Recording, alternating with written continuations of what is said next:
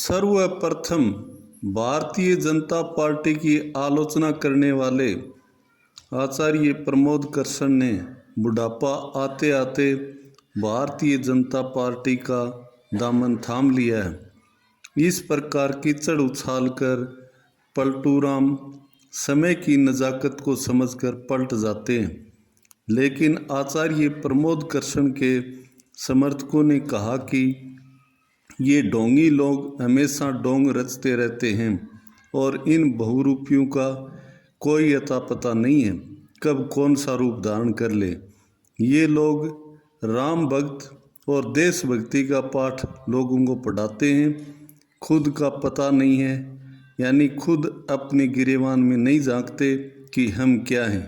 लेकिन इन सब का जवाब गांधी परिवार से दूर रहे और काफ़ी लंबे अरसे से बिछुड़े वरुण गांधी ने चैलेंज कर दिया है, जिसके चलते भारतीय जनता पार्टी का शीर्ष नेतृत्व वरुण गांधी और मेनका गांधी का टिकट काट सकता है। ऐसे कयास लगाए जा रहे हैं कि वरुण गांधी अमेठी से चुनाव लड़ेंगे और गांधी परिवार एक होने की प्रबल दिशा में कार्य कर रहा है या ऐसी संभावनाएं बन रही हैं।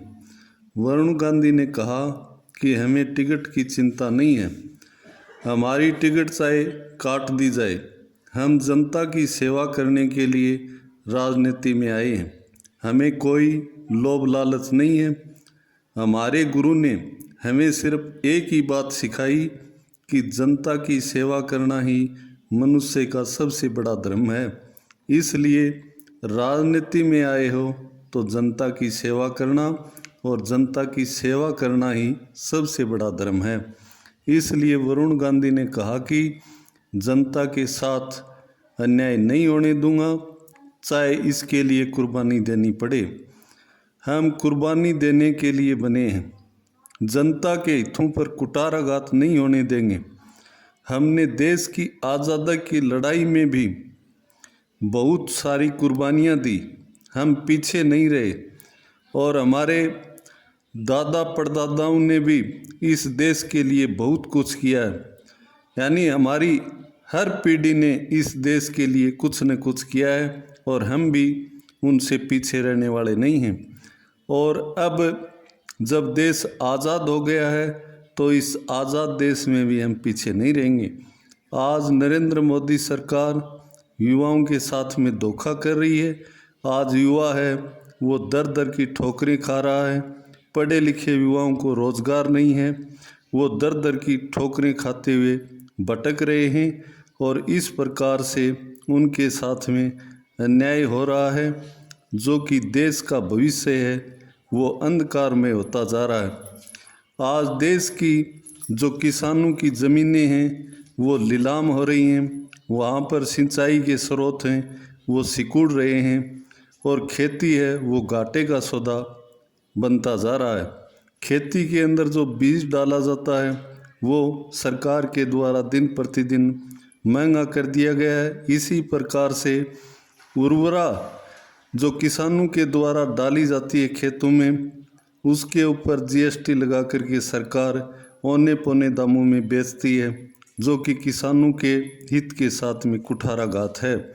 इस प्रकार से इन चीज़ों पर जीएसटी न लगा करके इनको जीएसटी मुक्त किया जाए और सरकार को बीज और उर्वरा के ऊपर किसानों को सब्सिडी दी जानी चाहिए। जिस पर सरकार इस प्रकार के फैसले न लेकर के देश के किसान को उसको आत्महत्या करने के लिए मजबूर कर रही है।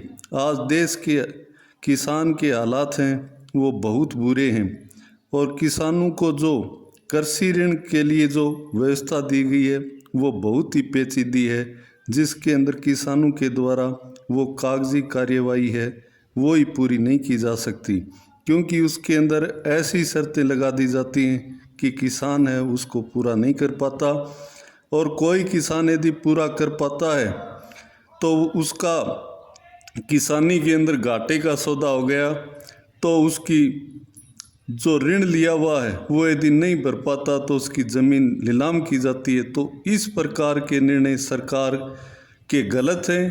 तो किसान का ऋण है वो भी यदि चुकता नहीं हो रहा है तो उसको माफ़ किया जाना चाहिए या उनको रियायत देनी चाहिए। जो बड़े बड़े उद्योगपति घराने हैं, जो अमीर घराने हैं, उन लोगों को आसानी से बैंकों का ऋण मिल जाता है और वो जनता का पैसा जो बैंकों के अंदर रखा हुआ है उसको वो उद्योगपति डकार करके विदेशों में फरार हो जाते हैं और अपने धंधे को चौपट दिखा करके जनता के सारे पैसे डकार करके यहाँ से भाग जाते हैं। उन उद्योगपतियों पर किसी प्रकार की कोई कार्रवाई नहीं होती है और अंत में सरकार है वो उन उद्योगपतियों के जो ऋण हैं वो माफ़ कर देती हैं, लेकिन किसानों के ऋण सरकारें वो माफ़ नहीं करती हैं और उनके साथ में अन्याय या भेदभाव कर रही हैं।